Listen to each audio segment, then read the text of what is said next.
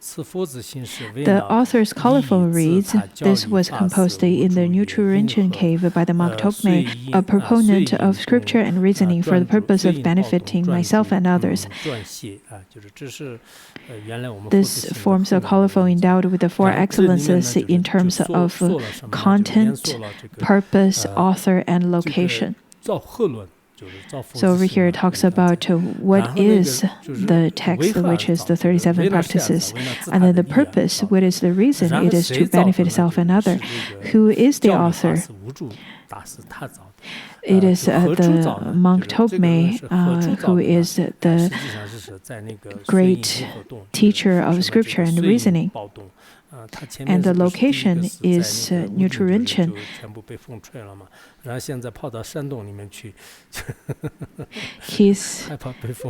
His first text was blown away by a ghastly wind when he first composed this text on the roof. That is why he did the second version of the 37 practices of Bodhisattva within a cave, maybe.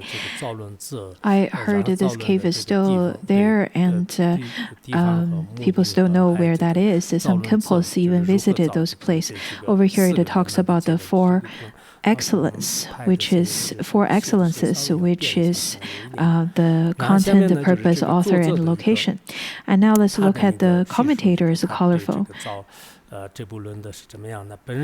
As for this commentary on the practice of bodhisattvas, the unity of scripture and oral instructions, I believe I translated the Yeshe Gyaltsen's his instructions on the 37 practices of bodhisattva. So on top of that, I have used as a foundation text such as the condensed version of the life story of the precious Gyaltse, which was composed by Nyingpo Porin and is considered to be the meaning commentary on the 37 practices. On several occasions, I have mentioned how Gyaltse Tokmei himself practiced. The details of this may be learned from that life story. I would like to read into the Tibetan version. Some of the Dharma teachers are very good at looking for or looking up the Tibetan versions. If we can find the life stories composed by Nyingpo Porin, I think I would like to translate it because it must be quite wonderful. Moreover, for the initial and concluding parts of the text, I have given only a literal commentary on the verses. The commentator first explained each part of the text, some simple explanation on each of the verses. And then throughout the main part for each point of the 37 practices, I've first given a concise literal commentary, and subsequently, in the customary way of explaining a scripture, I have brought in a few quotations from scripture, such as the sutras. These have then been ornamented by various advice from Lord Atisha and the masters of his lineage, as well as with the nectar-like speech manifested in the form of oral instructions of the precious Bodhisattva Gyaltse Tokmei himself. Within the text, we noticed how the commentator would say that the various advice would be given by Lord Atisha and then Druntumpa and all of the masters from that lineage.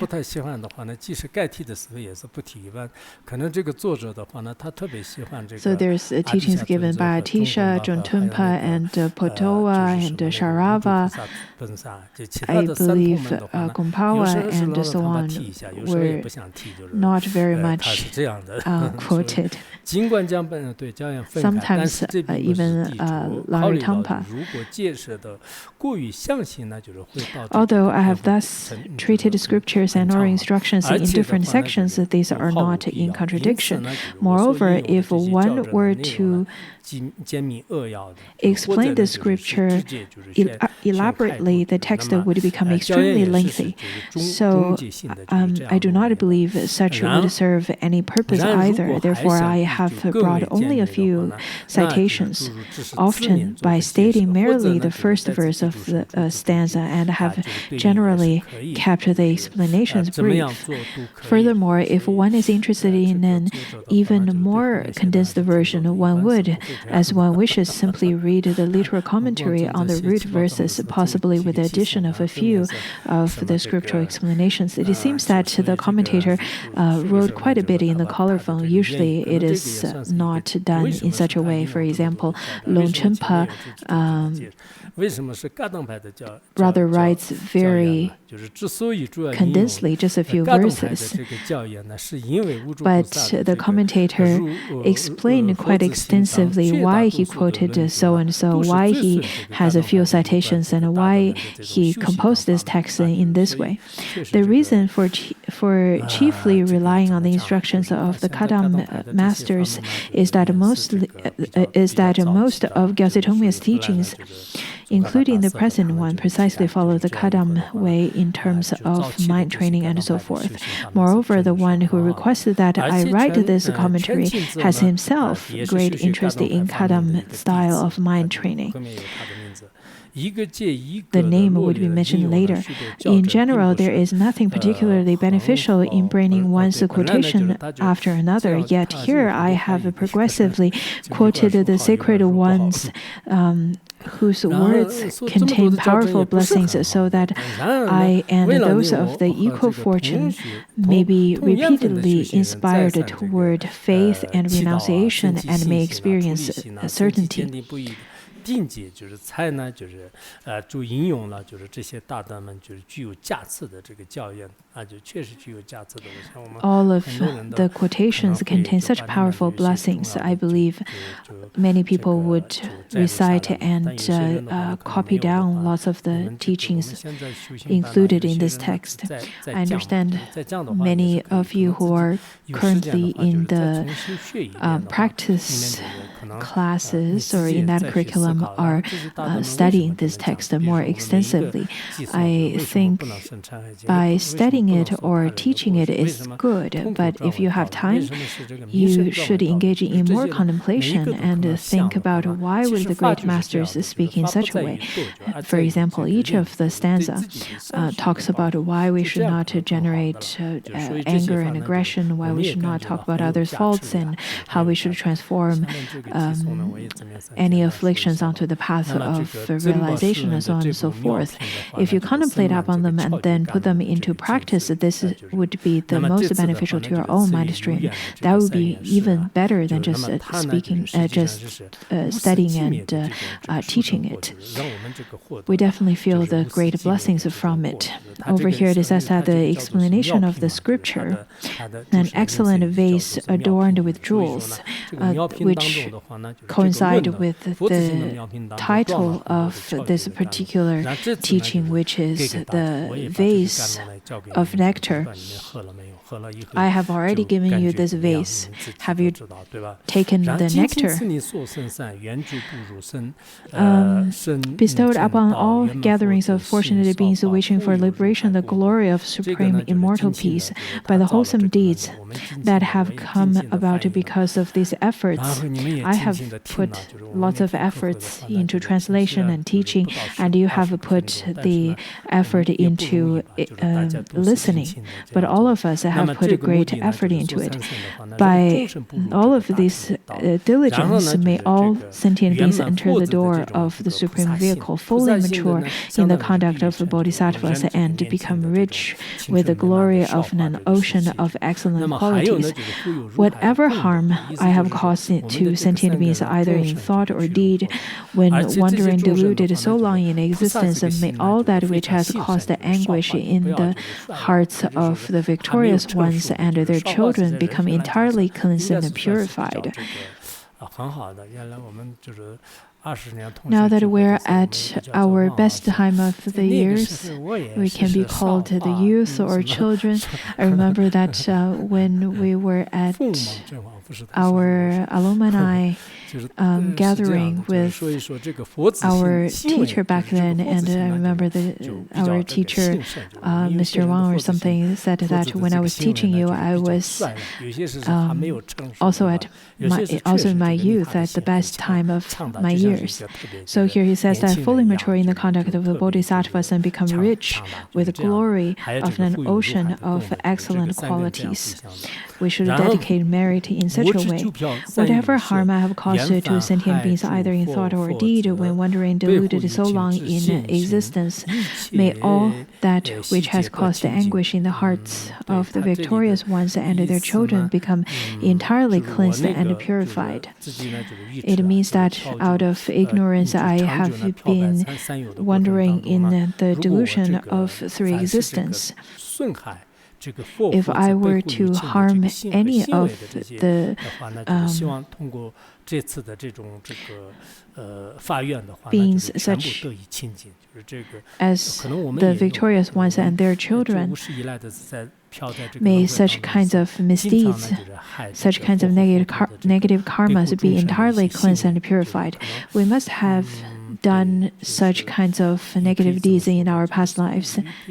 This part is a little bit difficult to explain because the literal meaning is a little bit different, but we can understand it this way. Whatever kinds of misdeeds that we've done and may have caused anguish in the hearts of victorious ones and their children, may all of those misdeeds be entirely cleansed and purified. From today forward, may our efforts in body, speech, and mind never become the cause for harming others, but may they always, for all limitless sentient beings, solely be the cause of benefit and happiness. And then when the vicious ones answer good with bad, and when the mean and low ones mock us and so forth, may we, to all those who do great harm and are difficult to tolerate, in reply to their harm, work only to accomplish their welfare.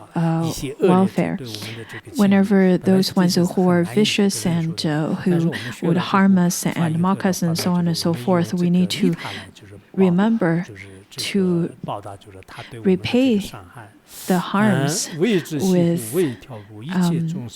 patience and the mind to benefit others. Thus, may all beings not yet tamed by the victorious ones be established at the level of the victorious ones.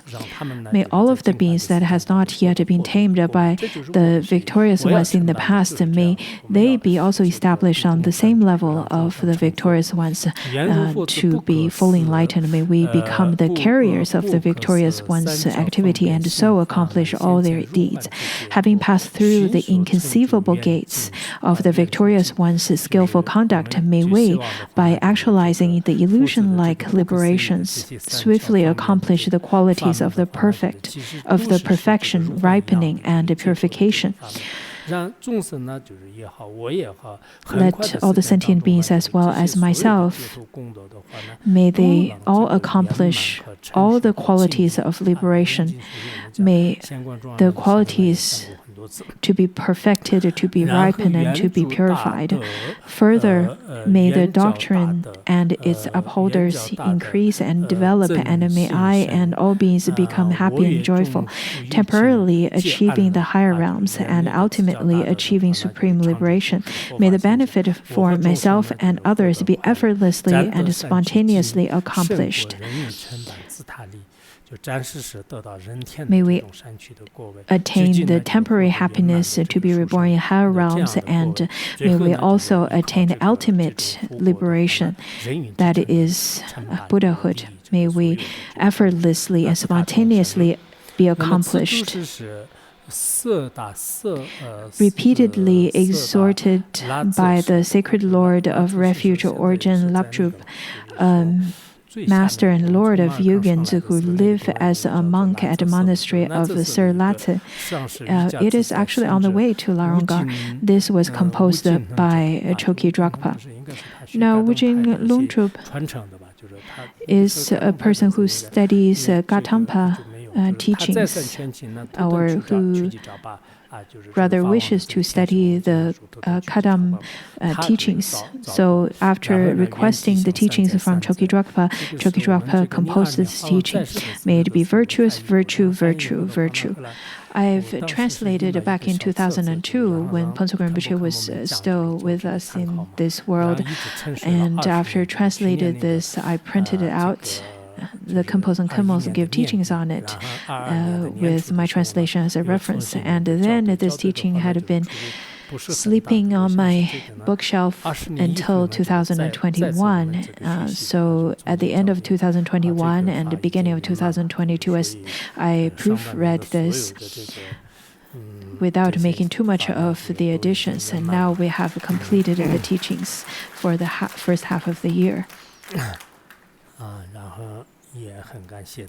I myself very much appreciate your effort as well, though some of you did not receive the first part of the teaching, but at least you received the teaching for the second half. This is my Dharma offering to all of you. Though some of you are not able to come to the shrine hall to receive the teachings because of the COVID prevention situation, but you have already received the teachings, and we have already completed a few of the teachings. This is such an auspicious arising. Let us rededicate the merit to all of the sentient beings.